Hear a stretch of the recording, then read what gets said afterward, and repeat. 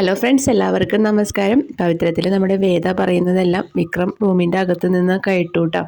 അപ്പോൾ വേദ അകത്തേക്ക് ചെല്ലുമ്പോൾ വിക്രം പറയാണ്, നിനക്ക് എന്നോട് ഇത്രയും സ്നേഹം ഉണ്ടായിരുന്നെന്ന് ഞാൻ അറിഞ്ഞില്ലേ വേദ. നീ എല്ലാം വാശിപ്പുറത്ത് ചെയ്തതാണെന്നും എന്നെ തകർത്ത് ഇല്ലാതാക്കാൻ വേണ്ടിയിട്ടാണ് നീ വന്നത് എൻ്റെ ജീവിതത്തിലേക്ക് എന്നൊക്കെ ഞാൻ വിചാരിച്ചത്. ഇത്രയും അധികം നീ എന്നെ സ്നേഹിക്കുന്നുണ്ടെന്ന് ഞാൻ അറിഞ്ഞില്ല എന്നൊക്കെ വേദ ഒരു വിക്രം പറയുകയാണ് കേട്ടോ. അപ്പോൾ വേദ പറയുന്നുണ്ട്, നിങ്ങളെൻ്റെ കഴുത്തിൽ താലി ചാർത്തിയ അന്ന് മുതൽ ഞാൻ നിങ്ങളെ എൻ്റെ ഭർത്താവായിട്ട് നിങ്ങളെൻ്റെ ജീവൻ്റെ ഒരു ഭാഗമായിട്ടാണ് ഞാൻ നിങ്ങളെ കണ്ടിട്ടുള്ളതെന്നൊക്കെ ഇങ്ങനെ വിക്രത്തിനോട് വേദയും പറയുകയാണ് കേട്ടോ.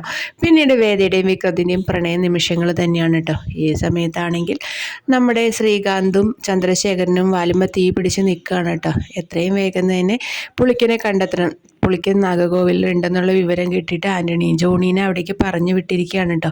ജോണിയുടെ ഫോൺ കോൾ വന്നു കഴിഞ്ഞാൽ ഇവർക്ക് രണ്ടുപേർക്കും എത്രയും വേഗം അവിടെ എത്തുകയും പുളിക്കനെ ഇല്ലാതാക്കുകയും ചെയ്യാനാണ് കേട്ടോ ഇവരുടെ പ്ലാനുകൾ.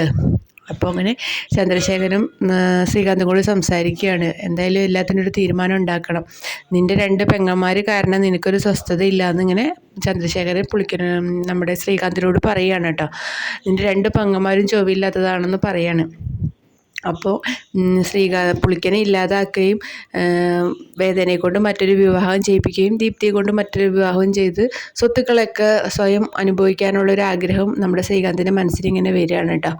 എന്തായാലും നമ്മൾക്ക് കാത്തിരുന്നതിനെ കാണാൻ നമ്മുടെ വിക്രത്തിൻ്റെ നല്ല മാസ് എൻട്രിയൊക്കെ വരാൻ പോകുന്നുണ്ട്. അപ്പോൾ നമ്മുടെ വീഡിയോ ഇഷ്ടമെങ്കിൽ ലൈക്ക് ചെയ്യാനും ഷെയർ ചെയ്യാനും സബ്സ്ക്രൈബ് ചെയ്യാനും മറക്കല്ലേ.